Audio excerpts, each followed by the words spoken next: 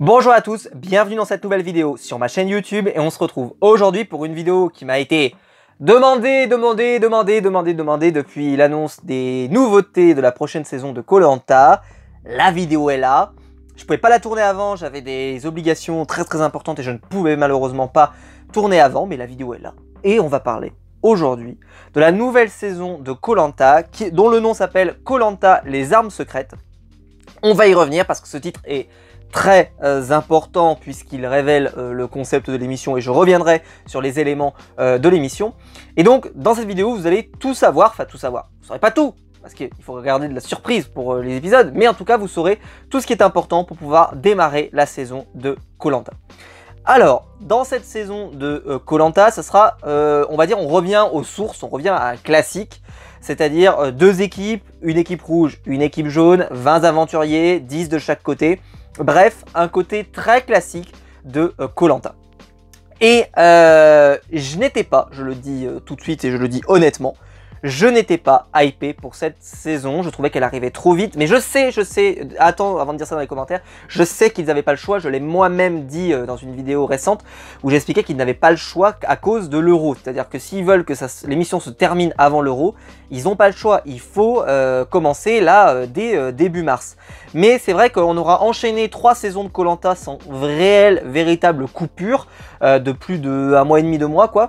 Et donc ça risque peut-être d'épuiser un petit peu le format. Et surtout, cette saison elle avait une position bâtarde, parce qu'elle était, je l'ai moi-même fait d'ailleurs, hein, donc je suis dans les fautifs, c'est qu'elle est entre la saison précédente, voilà, qui était une saison tout à fait intéressante, etc. Mais bon, bref, peu importe, et la saison suivante, qui sera le All-Star des 20 ans, dont on entend beaucoup parler, dont on entend parler du casting, etc., et qui sera tourné dans les prochains jours, prochaines semaines.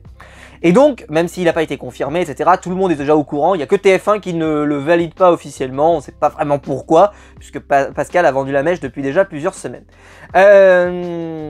Et donc, ce All-Star qui est très attendu, eh ben, il a capitalisé, il a attiré toute l'attention des gens. Moi-même, j'ai fait une vidéo sur mon All-Star, sur mon casting, n'hésitez pas à aller la voir si vous ne l'avez pas vu, où je propose voilà, un casting réaliste, hein, j'ai pas fait quelque chose de fantaisiste, j'ai fait quelque chose de réaliste en me disant qu'est-ce qu'on pourrait avoir comme casting de Koh Lanta, même si par contre je l'ai fait par rapport à mes goûts forcément. Et ben, ce All-Star là, avec le retour des très grands aventuriers, etc., dont peut-être certains qui sont vraiment des très grandes légendes du jeu, eh bien, a attiré beaucoup de regards et donne envie, en tout cas, à beaucoup de gens de le voir. Et donc celui-là, il avait une position un petit peu étrange. Et alors là, vous allez me dire voilà, je le dis doucement, mais je suis quasiment à ça d'avoir un point oracle, parce que dans la vidéo, je dis, moi ce que j'aimerais bien, c'est que dans le All-Star suivant, ils intègrent de nouvelles règles, parce que justement, bon, c'est des candidats qui ont peut-être fait 1, 2 ou 3 Koh Lanta, il serait peut-être bien justement de pimenter un peu le jeu, parce qu'ils connaissent déjà toutes les mécaniques, alors que si on rajoute des nouvelles règles, et j'avais dit, je ferai une vidéo pour vous expliquer des nouvelles règles, moi j'ai pas eu le temps de la faire, puisque dans cette prochaine saison, justement, il y a des nouvelles règles. Donc pour vous dire que, hein, il y a une connexion entre moi et TF1, c'est incroyable, c'est une connexion, peut-être qu'ils m'espionnent, peut-être, c'est incroyable, peut-être que c'est moi qui les espionne. Dis donc. Donc voilà, Koh Lanta les armes secrètes, donc ça aura lieu le 12 mars, donc bien sûr, on se retrouvera sur la chaîne bien sûr pour parler de tout ça, il y aura des lives, il y aura des vidéos, enfin il y aura plein de choses comme d'habitude. Alors on va s'éclater, je suppose, en tout cas, parce que la saison, j'avais pas de hype, je vous l'ai dit, mais quand j'ai vu ce que je vais vous lire là, ma hype elle est passée de, voilà, je l'attends comme une saison de Koh Lanta classique, quoi, je veux dire, pas une hype démesurée, et là, je me suis dit, ah ouais, ça peut être très bien. Je vais mettre, avant de vous développer le concept, je vais vous mettre des énormes et gigantesques et ultimes garde-fous. D'accord? J'ai regardé le casting. On m'a dit beaucoup, il faut que tu ailles le voir, etc. Donc je suis allé voir. Donc déjà, bon, on m'a tous dit, je suis déjà au courant, il y a une professeure. Donc voilà, vous le saurez, c'est comme ça. Voilà, elle sera protégée de mon jugement intraitable et implacable. Elle sera protégée, c'est comme ça. Elle a besoin de l'argent, je le répète, les professeurs ont besoin d'argent. Donc elle doit gagner, voilà, peu importe, elle sera peut-être nulle, mais elle doit gagner. C'est comme ça. Elle a besoin de l'argent. Et il y a une Stéphanoise, donc voilà, je lui souhaite le meilleur parce que il faut défendre l'honneur des Stéphanois. Et voilà, donc ça, je trouve ça très cool. Donc peut-être, qui sait, peut-être que je pourrais la faire venir sur la chaîne. J'ai compris tout ce monde, mais ça pourrait être très stylé quand même. Et voilà, j'ai trouvé ça génial, vraiment, d'avoir déjà ces deux noms-là. Ouais, je me suis dit, ah bah tiens, déjà ça va me faire déjà deux personnalités dont je vais devoir m'occuper, en sachant que c'est deux femmes, et surtout, ça se trouve, elles seront pas très bonnes, etc., mais on verra bien sur le moment. Mais, c'est pas ça dont je voulais venir, mais ça on en a beaucoup parlé, c'est que, vous allez voir, en fait c'est un Koh-Lanta qui va miser sur, on va donner des nouveaux avantages aux candidats, comme je le souhaitais, donc très bien, je suis très heureux. Cependant, il y a un problème, et c'est pour ça que je vous dis de descendre votre hype. Descendez-la. Ne la mettez pas trop haut, parce que sinon vous allez être déçus, vous allez dans le mur. Pourquoi? Parce que tout simplement, le casting, bah, c'est le même que d'habitude. Rêvez pas. Je suis allé le voir. Alors là, c'est même... J'ai presque l'impression que c'est pire qu'avant. Mais j'arrive pas à me rendre compte, parce que ça fait tellement longtemps. J'ai fait une vidéo à ce sujet. J'ai fait une vidéo, peut-être que je la mettrai en fiche quelque part. Je vous ai dit que Koh-Lanta est en train de devenir du sport. Mais là, nom de Dieu, mais dans les portraits, il y a des choses... Mais... J'exagère, mais c'est j'ai franchi l'Everest à main nue, j'ai fait tout le tour du monde sur une trottinette avec une jambe en moins et un œil en moins. Enfin, j'exagère un tout petit peu, mais en gros, c'est des champions du monde, c'est des mecs, enfin, voilà. C'est pas des êtres humains normaux, quoi. Enfin, il y en a, hein, il y en a, mais chez les filles, déjà, c'est monstrueux. Hein. Chez les filles, c'est monstrueux. Il y en a vraiment, c'est des trucs de malade. Et chez les garçons, c'est pareil. Et il y en a très peu qui dans leur portrait ont misé sur la stratégie. Il y en a quelques-uns, on verra ce que ça donne, mais si ça donne comme Adrien la saison précédente par exemple, bon, voilà, ça ne donnera pas forcément grand chose. Mais en tout cas, c'est bien de donner des avantages, c'est bien de donner des choses comme ça pour pimenter le jeu, etc. Je suis tout à fait d'accord. Mais par contre, ils ont fait un casting qui pour moi est pas en accord et va pas forcément donner ce qu'on veut voir. Parce que je pense que les avantages seront utilisés. Bah voilà, ils seront utilisés. Peut-être qu'il n'y aura pas forcément une vraie stratégie derrière, il n'y aura pas de l'ambition derrière, il n'y aura pas une volonté d'aller plus loin, de faire des stratégies à long terme, etc. Tout ce que moi j'aime bien voir dans Koh-Lanta et que j'aime voir créer avec une vraie ambition de vouloir gagner le jeu, des choses qu'on voit pas nous parce qu'on aime l'aventure humaine, on aime le côté sportif dans la version française, le côté de le dépassement de soi. Et bah là avec tous les sportifs qu'on a, on va là-dedans. Voilà, ne vous trompez pas, le casting il est comme ça. Donc même si ils ont mis des avantages, vous allez voir, il y a des trucs hyper sympas en plus, mais voilà, non, désolé quoi. Vous verrez, ne vous dites pas, ça y est, banco, c'est fait, c'est réglé. Non, voilà, ne le dites pas. Restez prudent, même très prudent. Alors, on va rentrer dans les règles. Alors, il y a 5 nouvelles règles, nouveaux avantages, on pourrait dire. Nouvelles armes secrètes, oui, on va appeler ça comme ça. Alors, on va commencer par le premier. Donc, il y aura certainement donc, des collets d'immunité, classique. Il y aura le bracelet noir. Alors, je vous parlerai d'un truc après. Sur 2-3 trucs, mais on en parlera après. Le bracelet noir, donc, il permet d'annuler un collier d'immunité. Ça fait longtemps que j'en parle. Ça fait longtemps que je pensais que ça existerait. Je m'en doutais. Donc, dans les trucs que j'avais pensé, moi, dans mon cerveau, celui-là, il y était. Donc, voilà. Donc, très intéressant. Et moi, en tout cas, je pense que c'est une excellente idée et excellente option. Et ça va permettre véritablement... Après, ça va dépendre combien ils vont en mettre en jeu. Est-ce qu'ils vont en mettre qu'un seul? Est-ce qu'ils vont en mettre plusieurs? Ça, c'est une vraie question. Ensuite, le détournement de vote. Priver un candidat de vote et prendre sa voix. Je trouve ça génial, mais je vais vous dire pourquoi. C'est est-ce que, si par exemple, faisons des théories, si un candidat reçoit le vote noir, je ne sais pas s'il y aura toujours le vote noir, mais on va dire qu'il y a toujours le vote noir. Donc, quelqu'un pourrait voter 2 fois. Donc toi, tu pourrais priver un candidat de vote et prendre sa double voix. On est d'accord ou pas? Je ne sais pas du tout si c'est possible. Je ne sais pas si c'est possible. Mais moi, en tout cas, je me dis stratégiquement, déjà, il y a peut-être des réflexions à faire. À se dire, tiens. Et vous allez voir, parce qu'après, il y a encore un truc après. Après, il y a le kit ou double. Se sauver en provoquant un duel en aventurier. Je le savais que ça finirait par arriver. Je vous l'avais dit, je sais pas si vous vous souvenez, justement dans ma vidéo All-Star, j'ai fait une très belle vidéo. Ma vidéo All-Star, elle était très complète au final. J'ai fait un truc pas banal. Parce que j'avais dit, je pense que vous allez voir, il y aura des avantages pour protéger peut-être certains gros aventuriers qui veulent garder jusqu'à la fin, comme Claude, etc. etc. Et ben ça, c'est exactement à quoi je pensais. C'est-à-dire que Claude, ok très bien, il se retrouve menacé, tu lui donnes cet avantage, il arrive, il défie quelqu'un en duel, et là il arrive à sauver sa place parce que très certainement qu'il aura une bonne chance de gagner un duel. Donc ça, je m'attendais à que ça arrive, et je pense que ça, cette règle-là, je sais pas si elles reviendront toutes pour le All-Star suivant, mais celle-ci, je pense que vous pouvez mettre une bonne piécette que ça sera conservé pour la suite. Peut-être qu'ils garderont les 5, hein, les 5 nouveautés.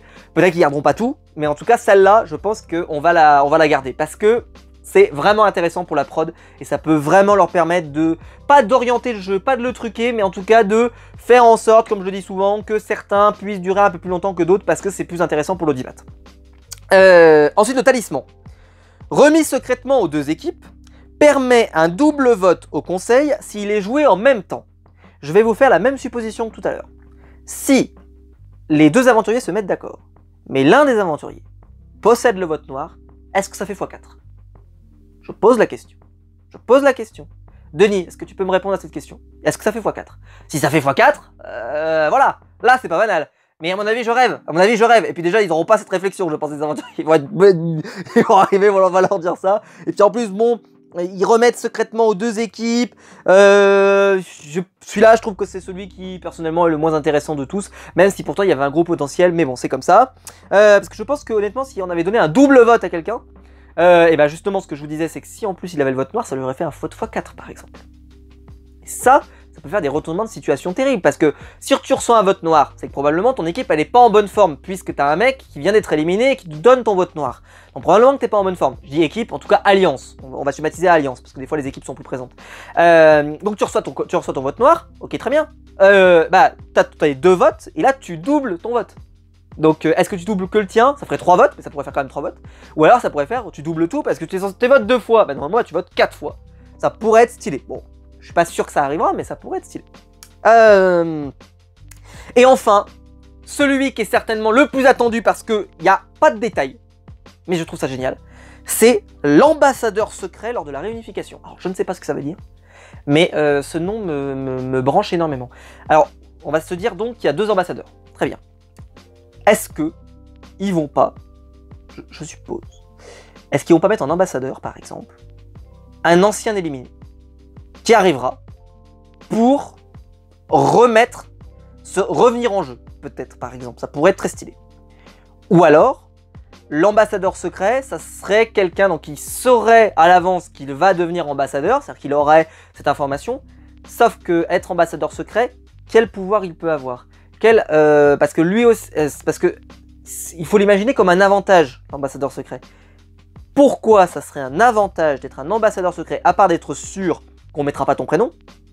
Ok, pourquoi pas, mais ça veut dire qu'il faut qu'ils se mettent d'accord à 3, il faut qu'ils se mettent d'accord à 2, et lui il peut mettre un droit de veto, ou alors c'est lui qui décide, et il met ou alors il élimine de lui-même l'un des 2 ambassadeurs.